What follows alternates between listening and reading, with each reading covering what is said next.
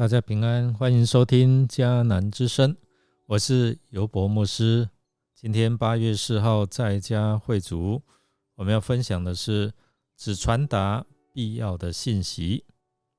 耶利米书15章1到21节，我们先来读今天的金句。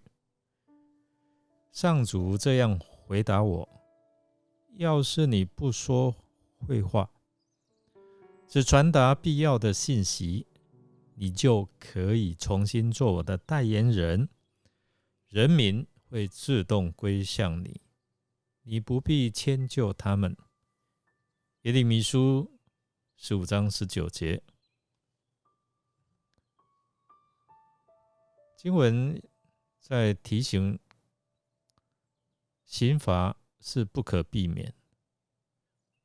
耶利米先知替犹大人来求神纪念，在两难的当中，上帝也回应了耶利米，并且对他说出他的应许。不知道你有没有替犯错的人求情的经验？是否得到接纳而原谅你所代求的人呢？这一章继续记述耶利米与上帝的争论。上次我们知道耶利米他为了上帝的百姓来向上帝求情，但是我们看到这段经文提到上帝重申不听耶利米的代求，他一定要严厉处罚犹大人。经文提到耶利米如同摩西和撒母耳为同胞情辞迫切代求，以为这样可以像他们一样成功来感动上帝，改变他的心意。但是上帝很清楚地表明，这种事不会再发生。犹大人他们必为他们的罪行受罚，他们要面对瘟疫、杀戮、饥荒及被掳，这样的事情必定会发生在他们的当中，并且死后会曝尸荒野，被野兽吞吃，他们的下场极其凄惨。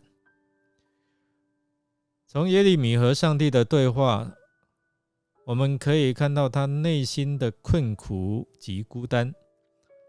经文剖白了先知内心的挣扎。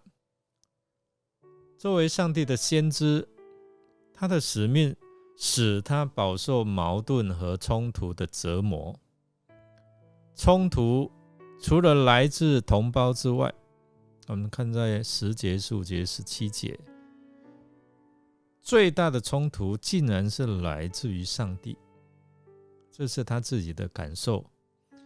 就他的同胞而言，耶利米虽然没有任何得罪人的地方，但犹大人对他却存着敌对的态度，甚至要逼迫他。至于上帝方面，他从未违背过上帝的吩咐，反而处处顺服，全心全意归向上帝。为了要服侍上帝，他甚至放弃了与同胞享受闲情逸致的权利。在这重重的矛盾当中，昔日上帝曾应许给他的保护，如今在哪里呢？耶利米他落到一个前所未有的信心危机当中，他已经到了要放弃的地步。但是在这个时候，上帝的声音在他的耳边响起，提醒他需要从这反叛的态度来改变，他才能够领略到上帝的保护和看顾是何等的奇妙。上帝也再一次来建立耶利米，将他分别出来，可以继续做他的代言人，只要他忠心的传达上帝的话语，要他讲的他忠实的传达就好，如果这样，他可以继续做代言人。上帝并安慰他，也给他应许说要与他同在，并且会保护他。我们来默想，先知为忠心传讲上帝的话，必须付上代价呢？那他心中的感受如何？如果是你愿意吗？你有任何的感受？让我们一起来祷告。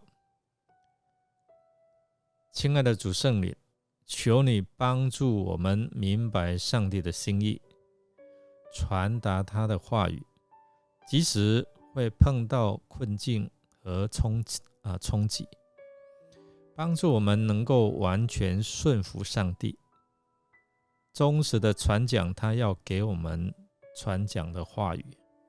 我们这样祷告，奉主耶稣基督的圣名求，阿们。感谢您的收听，如果您喜欢我们的节目，欢迎订阅并给我们5星好评。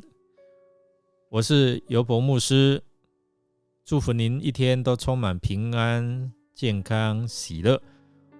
我们下次再见。